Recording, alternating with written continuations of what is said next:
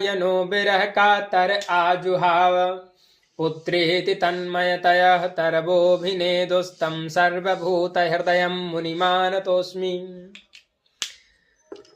जो सर्वभूत हृदय सम्राट है, द्वैपायनो बिरह कातर आजुहाव, श्री सुखदेव जी महामुनि का प्रादुर्भाव हो गया और जो है 12 वर्ष के होकर के प्रकट हो गए। 12 वर्ष बाद मैया के गर्भ से निकले, अपनी नाल को कंधे पर डाला और जैसे ही प्रकट हुए गर्भ से और माता पिता की ओर देखा भी नहीं और दौड़ते हुए जो है तीव्र गति से भगवान के ध्यान के लिए लता पताओं में बैठ करके भजन करने के लिए जा रहे हैं।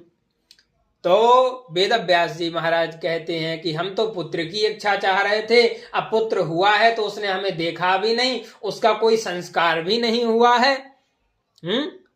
मनुपेत अपेत कृत्यम, जिसका कोई कृत्य न हुआ हो, जिसका कोई संस्कार न हुआ हो।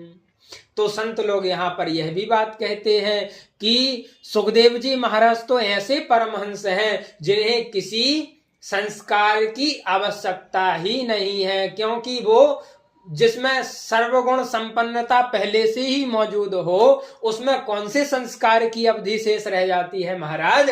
इसीलिए सुखदेव जी महाराज का कोई संस्कार ही नहीं हुआ, क्योंकि वो तो स्वयं संस्कार स्वरूप ही है। तो अपेत कृत्यम, जिनका कोई सांसारिक कृत्य नहीं हुआ है। द्वैपायनो बिरह कातर आजुहाव, और द्वैपायन कृष्ण द्वैपायन वेद व्यास आजुहाव बड़े आर्त भाव से अपने पुत्र को बुला रहे हैं। क्या कह रहे हैं? पुत्रेति तन्मयतया तरभोभिनेदुस्, अपने पुत्र में तन्मय होकर के आकुल व्याकुल होकर के पुत्रेति पुत्रेति, पुत्र ठहर जाओ, रुक जाओ, रुक जाओ, हमें छोड़ करके मत जाओ, ऐसा कह रहे हैं।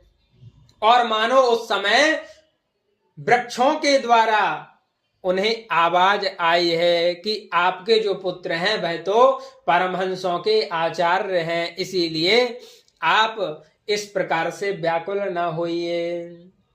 और ऐसे सर्वभूत हृदय सम्राट श्री महामुनि सुखदेव जी महाराज को हम सभी मिलकर के प्रणाम करते हैं।